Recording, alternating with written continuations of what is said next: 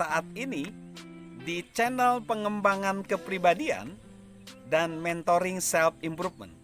Kita masih belajar dalam konteks bagaimana menemukan orang-orang yang bisa kita bimbing.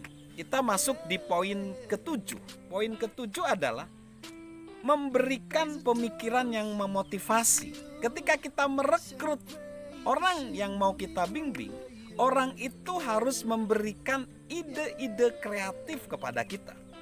Kalau kita adalah orang yang punya ide kreatif, ketika kita merekrut orang yang punya ide kreatif, kita akan diperkaya oleh ide-ide mereka.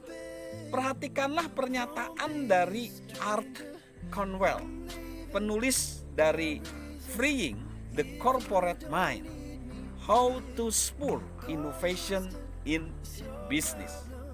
Pemikiran kreatif adalah penghasil ide.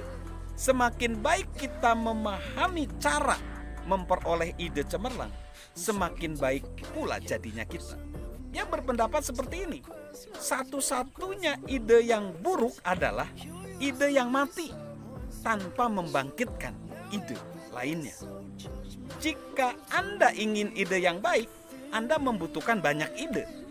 Tidak peduli, sekalipun itu tidak terlalu buruk, itu mungkin saja masih perlu diperbaiki. Ide yang hebat tidak lebih dari menyusun ulang apa yang telah kita ketahui. Ketika semua ide Anda dijumlahkan bersama-sama, jumlahnya harus menunjukkan terobosan Anda. Nah, jadi kita pasti bisa menghasilkan ide-ide yang baik, tapi mungkin jauh lebih baik dari perkiraan kita. Namun, kita tidak mungkin memiliki terlalu banyak ide kalau kita tidak merekrut orang yang memperkaya ide-ide kita. Lalu yang poin ke-8, senantiasa berpikir positif. Sikap yang baik penting untuk meraih kesuksesan. Sikap itu kerap menentukan seberapa jauh kita bisa melangkah.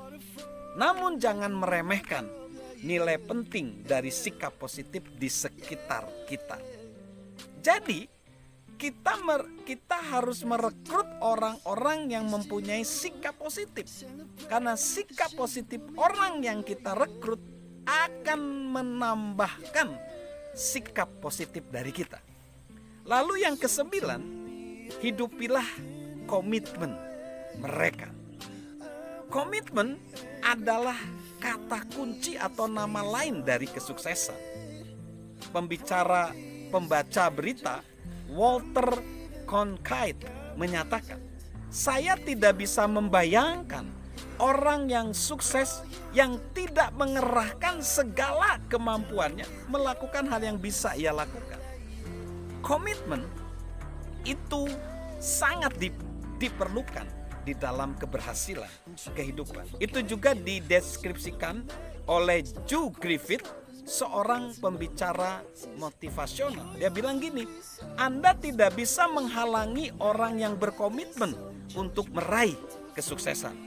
Letakkanlah balok-balok untuk menghalangi jalannya, dan ia akan menggunakannya, memanjatnya untuk meraih sesuatu yang besar. Ambillah uangnya, dan ia akan membuat kemiskinannya mendesak dirinya agar semakin maju. Orang yang sukses memiliki program. Ia memastikan kegiatannya dan tekun mengerjakannya. Ia membuat rencana dan mengerjakannya. Ia berjalan lurus ke arah tujuannya. Ia tidak tergoyahkan setiap kali kesulitan menghalanginya.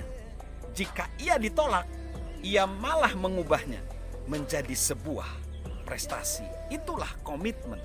Kita cari orang yang berkomitmen. Lalu yang selanjutnya, yang ke-10, orang yang memiliki loyalitas. Loyalitas ini penting sekali. Coba kita akan melihat apa sih ciri-ciri orang yang memiliki loyalitas kepada kita, yaitu mereka mengasihi kita tanpa syarat. Itu ciri-cirinya. Lalu mereka mempresentasikan kita dengan baik di hadapan orang lain. Lalu yang selanjutnya, mereka mampu tertawa dan menangis bersama dengan kita sementara kita berjalan bepergian bersama dia. Lalu mereka membuat impian kita menjadi impian mereka juga. Lalu orang-orang ini membuat impian kita menjadi impian mereka. Itu orang yang punya loyalitas, ya. Dan yang menarik dari loyalitas adalah semakin sukses kita, semakin penting loyalitas itu jadinya. Dan juga kita harus ingat bahwa dalam proses mentoring ada kata kunci, yaitu mewariskan. Kita ingin kita mewariskan nilai-nilai positif kita kepada generasi berikutnya, dan generasi berikutnya mewariskan itu kepada generasi berikut lainnya. Salam mentoring dari saya, Mr. Sorchan.